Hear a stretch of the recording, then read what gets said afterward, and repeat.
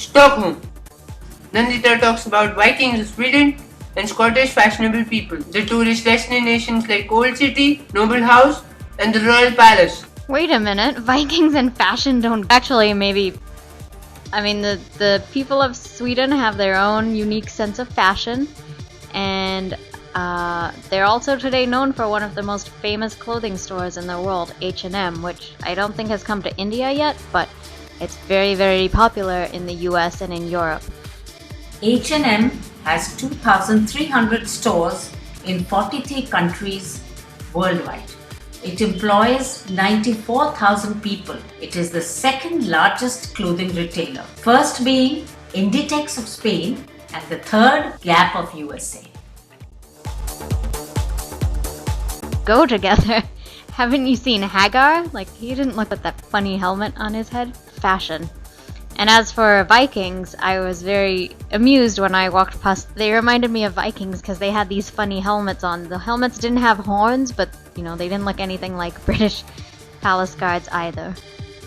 Vikings were known to be rough and tough barbaric warriors. They traveled across 7 oceans in their ships. They are characterized by their helmets with horns, use of skulls as drinking vessels, and their rough beard and shaggy tunic.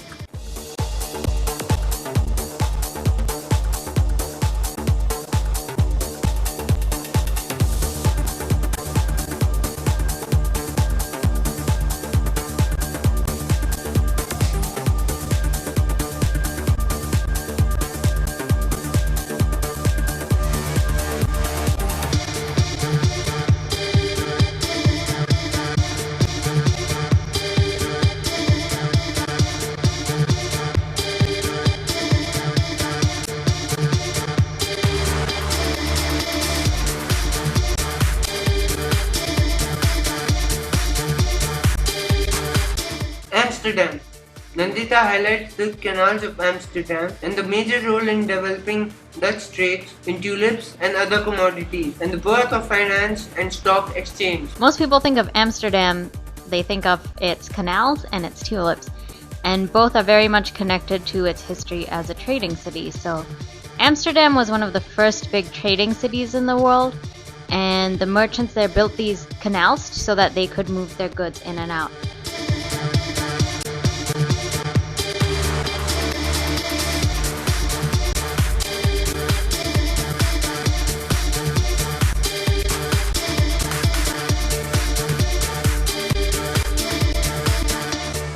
Before the Germans eventually occupied Netherlands, it was a bit of a safe haven for Jewish people.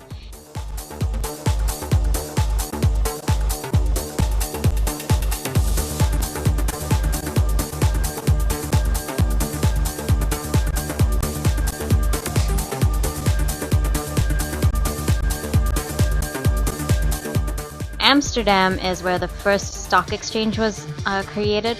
And I think many years before that, it was a very important city where money was developed. The history of trade.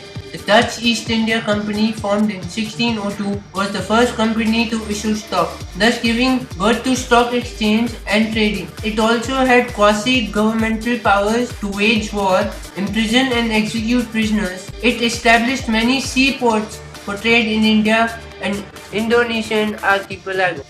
Tulips was something else that Netherlands is well known for, and that brought a lot of money.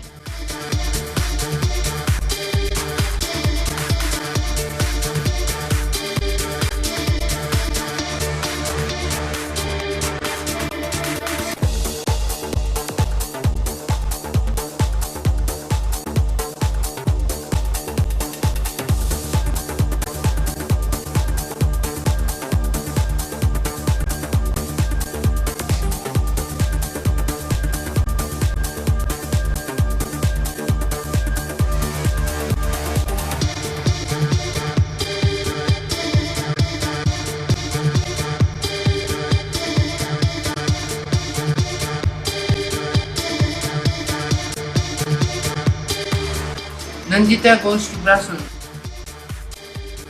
Nandita talks about the famous Liffey beer, the seat of European Parliament, developing of international standards for chocolates. Tintin Museum is also found there. Well, it's just as well that Brussels had good food and lots of beer because there wasn't much else in the city. The beer was very good. I had some local Liffey beer, or it looks like I had some local Liffey beer. I didn't actually drink it. Or maybe I did. I don't know. You can decide.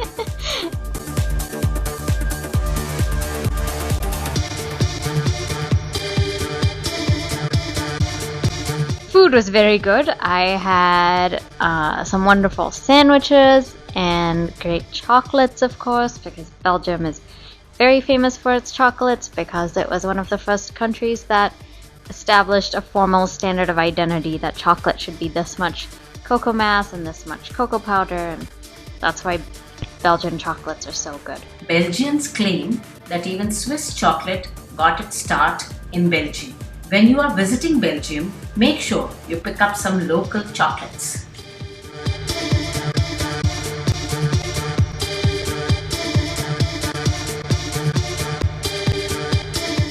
And Tintin is a Belgian comic, and there's actually a comic book museum in Belgium where they had exhibits on different comics and different comic book writers, including Tintin, of course.